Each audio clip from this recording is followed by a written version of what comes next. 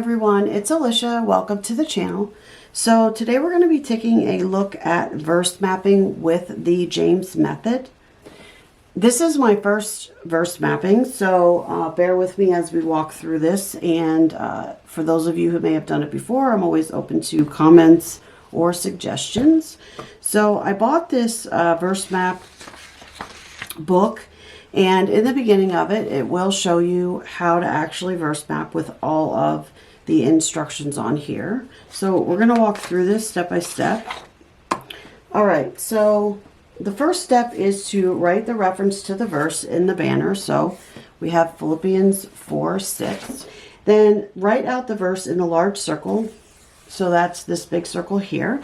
Do not be anxious about anything, but in everything by prayer and supplication with thanksgiving, let your requests be made known to God. And so I think I used the ESV version for that. You can use any version you want, of course, but I believe I used the ESV. I tend to use ESV most often. So the next thing is pick at least 2 alternative translations and compare them with your main verse. Underline the differences. So in the translation section, I chose the CSB and the NLT versions, and I underlined some of the different words. So you can see instead of anxious, we have worry. We've got petition instead of supplication. We've got pray down here, tell instead of requests, and things like that. So I just kind of went through and underlined that, and I just looked those up. You can use another Bible, YouVersion, whatever it is that you want to use for those to get the different translations.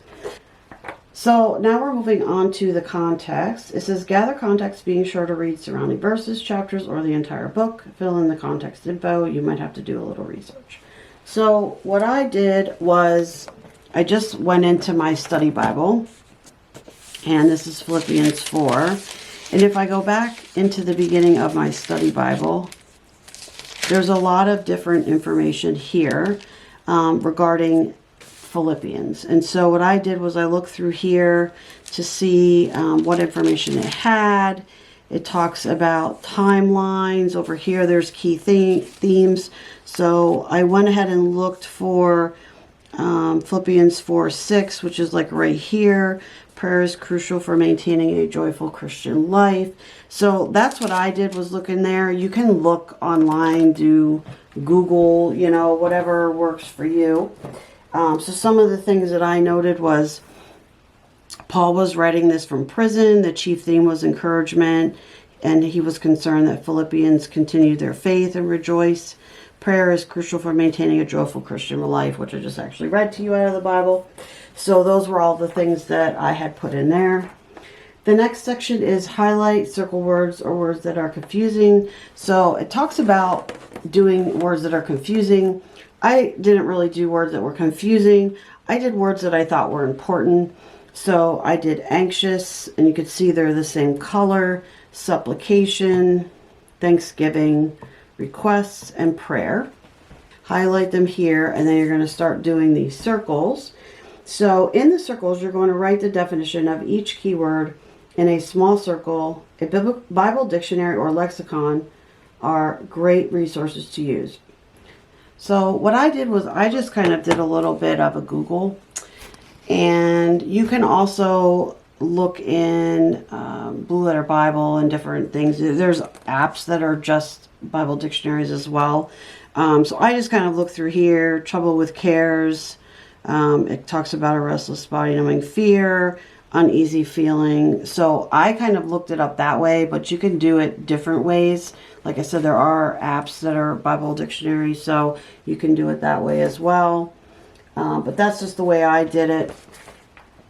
So I added in all of those, and then I highlighted them the same color. Now they do have a section here that you can write down any type of definitions or cross-references or nuggets that you had. One of the things, actually didn't write it in here, but I had looked up worry, and it had lack of trust in God and His provision, and excessive preoccupation with the future and worldly concerns, and a failure to seek God's kingdom first.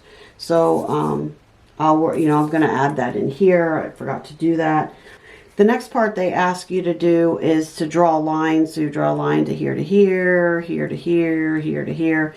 I decided not to draw the lines just because, you know, it would just seem to me like it would be a little bit more messy. So I didn't draw the lines, but if you look at the example that they gave, you can see they draw the lines. They have some lines drawn to the outside to make some nugget notes and things like that. The next one is find at least 3 cross references. So if we go to this side, I found 3 cross references. So the way that you would do that is you would do that through, you can do it through many different ways, but I did it through the Blue Letter Bible. So in the Blue Letter Bible, this is the app that I have here. So in the Blue Letter Bible, what you can do is if you go in here and you click on this, you can go to the passage that you want. And then like I'm in Philippians 4, so I would click on 6. So you can do cross references are right there. I'll zoom in a little bit. So cross references, and then you can take a look at all the cross references.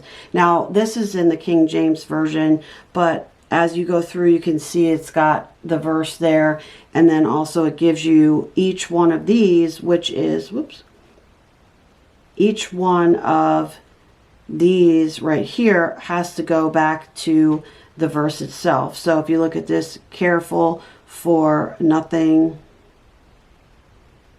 which is right here, careful for nothing. Then you have in everything by prayer and supplication. So that's over here. So what I usually do is I just kind of go down, look at what some of these are. So like Matthew 10:19, but when they hand you over, don't worry about how or what you speak, for you will be given what to say at that hour. Different things like that. So I kind of just look through and see which ones kind of speak to me. So that's what I did here.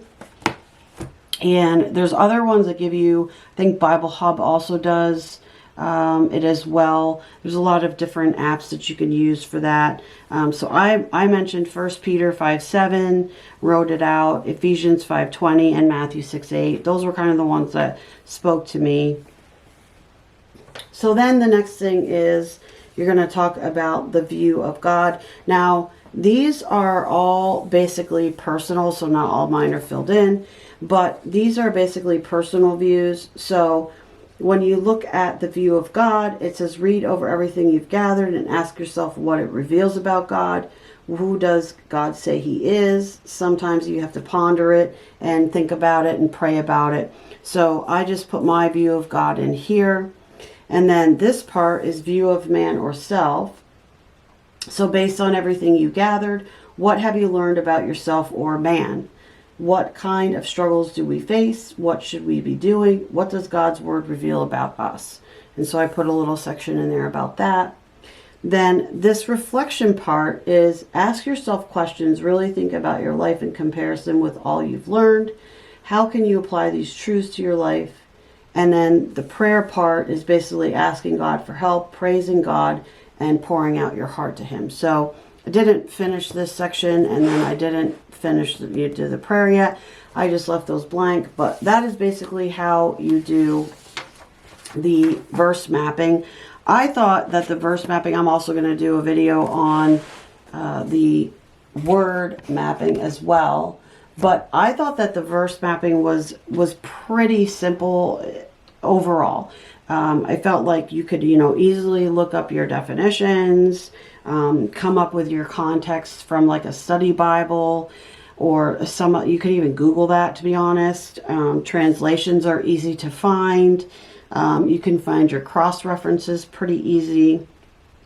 And then all of this is just, comes from you, comes from your heart. So for me, I thought this was really good, and it really helps you to zone in onto, what's going on with this verse. You're mapping out all your definitions, so you're understanding all the words a little bit better. understanding what was going on at the time.